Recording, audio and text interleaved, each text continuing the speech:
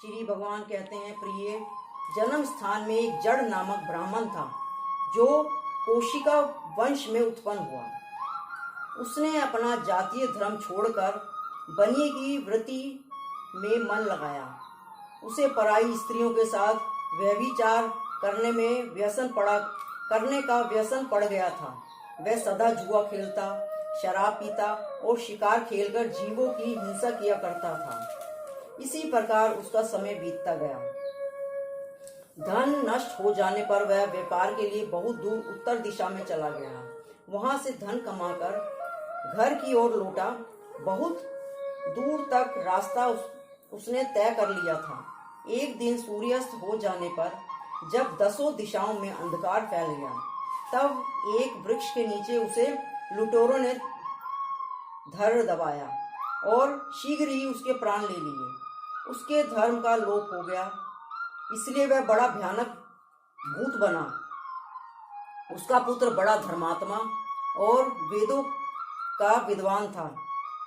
उसने अब तक पिता के लौट आने की राह देखी। जब वे नहीं आया, तब उनको पता लगाने के लिए वह स्वयं भी घर छोड़कर चला गया। वह प्रतिदिन खोज करता, मगर राहगीरों से पूछने पर भी उसे उनका कुछ समाचार नहीं मिला। तदंतर एक दिन एक मनुष्य से उसकी भेंट हुई जो उसके पिता का सहायक था। उससे सारा हाल जानकर उसने पिताजी के मृत्यु पर बहुत शोक किया। वह बड़ा बुद्धिमान था।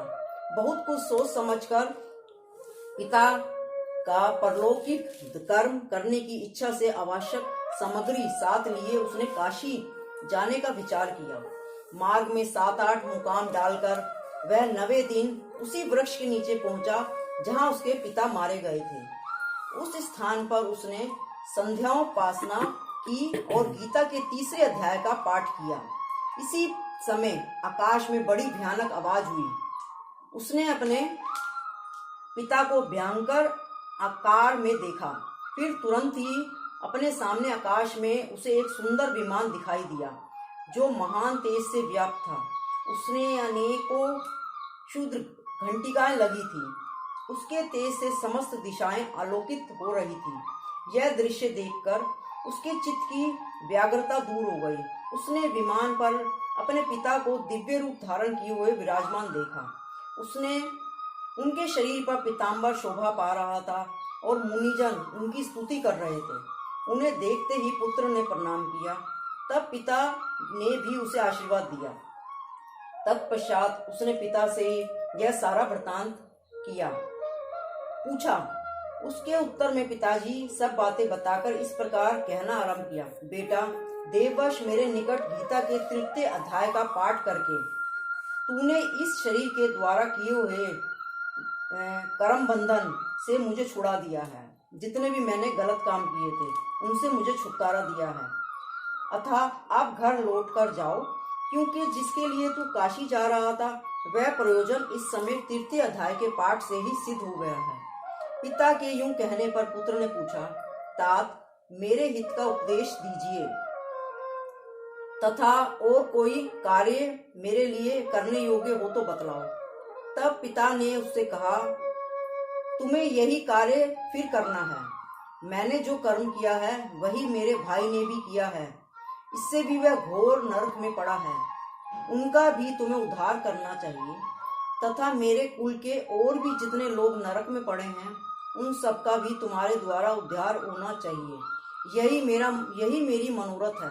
बेटा, जिस साधन के द्वारा तूने मुझे संकट से छुड़ाया है उसी का अनुष्ठान औरों के लिए भी करना उचित है। उसका अनुष्ठान करके उससे होने वाला पुण्य उन नार की जीवों की संकल्प करके दे दो। इससे वह समस्त पूर्वज मेरी ही तरह यातना से मुक्त हो स्वकल्प काल में ही श्री विष्णु जी के परम पद को प्राप्त हो जाएंगे। पिता का यह संदेश सुनकर पुत्र ने कहा, तात, यदि ऐसी बात है और आपकी भी ऐसी ही रुचि है तो मैं समस्त नार की जीवों का नरक में उद्धार कर दूंगा। यह सुनकर उसके पिता बोले, बेटा, एवं मस्तु, तुम्हारे कल्याण हो। मेरा अत्यंत प्रिय कार्य संपन्न हुआ। इस प्रकार पुत्र को आशीर्वाद देकर उसके पिता भगवान विष्णु के परम धाम को चले गए। तत्पश्चात वह भी लौटकर जन्म स्थान में आया और परम सुंदर भगवान श्री कृष्ण के मंदिर में उसने समक्ष बैठकर पिता के आदेश अनुसार गीता के 3 अध्याय का पाठ करने लगा। उसके नार की जीवों का उद्धार करने की इच्छा से गीता पाठ जनित सारा पुण्य संकल्प करके दे दिया। इसी बीच में भगवान विष्णु के दूत यातना भोगने वाले नार की जीवों को छुड़ाने के लिए यमराज के पास गए। यमराज ने नाना प्रकार के सत्कारों से उसका पूजन किया और कुशल पूछी। वह बोले, धर्मराज, हम लोगों के लिए सब और आनंद ही आनंद है। इस प्रकार सत्कार करके पितृलोक के परम बुद्धिमान यम ने विष्णु दूत से यमलोकों में आने का कारण पूछा है। तब विष्णु दूतों ने कहा, यमराज, शेष सैया पर शयन करने वाले भगवान विष्णु ने हम लोगों को आपके पास कुछ संदेश देने के लिए भेजा है। भगवान हम लोगों के मुख से आपकी कुशल पूछते हैं और वह आज्ञा देते हुए कि आप नरक में पड़े हुए समस्त प्राणियों को छोड़ दें। अमित तेजस्वी भगवान विष्णु का यह आदेश सुनकर यम ने मस्तक झुकाकर उसे स्वीकार किया और मन ही मन कुछ सोचा। तत्पश्चात मदोन्मत्त नार की जीवों को नरक से मुक्त देकर उसके साथ ही वे भगवान विष्णु के वास स्थान को चले। यमराज श्रेष्ठ विमान के द्वारा जहाँ क्षीर सागर है वहां जा पहुंचे। उसके भीतर कोटि कोटि सूर्य के समान कांतिमान नील कमल दल के समान श्याम सुंदर लोकनाथ जगगुरु श्री हरि उन्होंने दर्शन किया। भगवान का तेज उनकी शैया बने हुए शेषनाग के फनों के मणियों के प्रकाश से दुगना हो रहा था। वे आनंद युक्त दिखाई दे रहे थे। उनका हृदय प्रसन्नता से परिपूर्ण था। भगवती लक्ष्मी अपनी सरल चितवन से प्रेम पूर्वक उन्हें बार बार निहार रही थी। चारों ओर योगीजन भगवान की सेवा में खड़े हुए थे। यूं के तारे ध्यानस्थ होने के कारण निश्चल प्रतीत हो रहे थे। देवराज इंद्र अपने विरोधियों को परास्त करने के उद्देश्य से भगवान की स्तुति कर रहे थे। ब्रह्मा जी के मुख से निकले हुए वेदांत वाक्य मूर्तिमान होकर भगवान के गुणों का गान कर रहे थे। भगवान पूर्णतः संतुष्ट होने के साथ ही समस्त योनियों की ओर से उदासीन प्रतीत होते थे। जीवों में से जिन्होंने योग साधन के द्वारा अधिक पुण्य संचय किया था, उन सबका एक ही साथ वह कृपा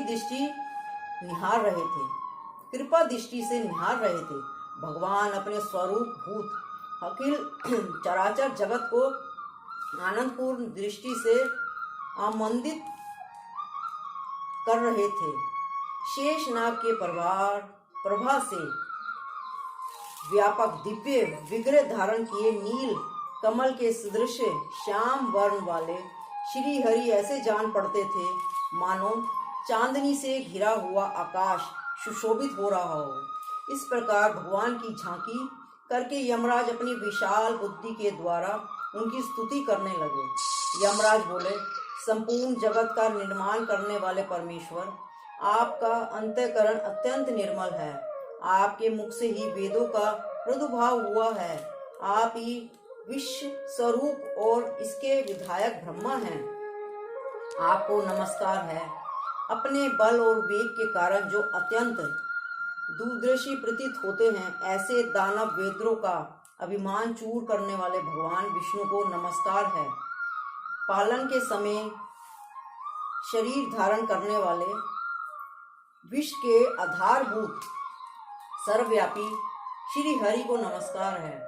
समस्त देहधारियों का पातक राशि के दूर करने वाले परमात्मा को प्रणाम है। जिनके ललाटवर्ती नेत्र के तनिक सा खुलने पर भी आग की लपटें निकलने लगती हैं, उन रुद्र रूपी धारी आप परमेश्वर को नमस्कार है।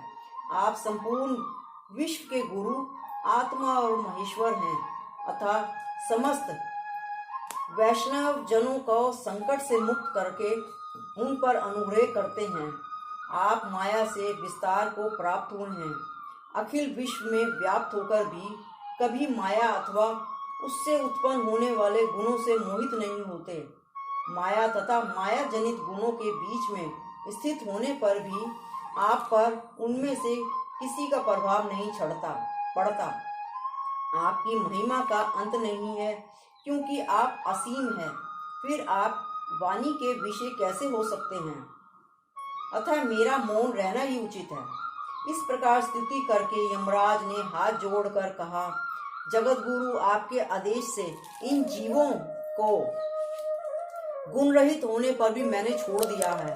अब मेरे योग्य और जो कार्य है उसे बताइए। उनके यूं कहने पर भगवान मधुसूदन मेघ के समान गंभीर वाणी द्वारा मानो अमृत से सींचते हुए बोले, धर्मराज, तुम सबके प्रति समान भाव रखते हुए लोगों का पापों से उद्धार कर रहे हो। तुम पर देहधारियों का भार रखकर मैं निश्चिंत हूँ। अतः तुम अपना काम करो और अपने लोक में लौट जाओ।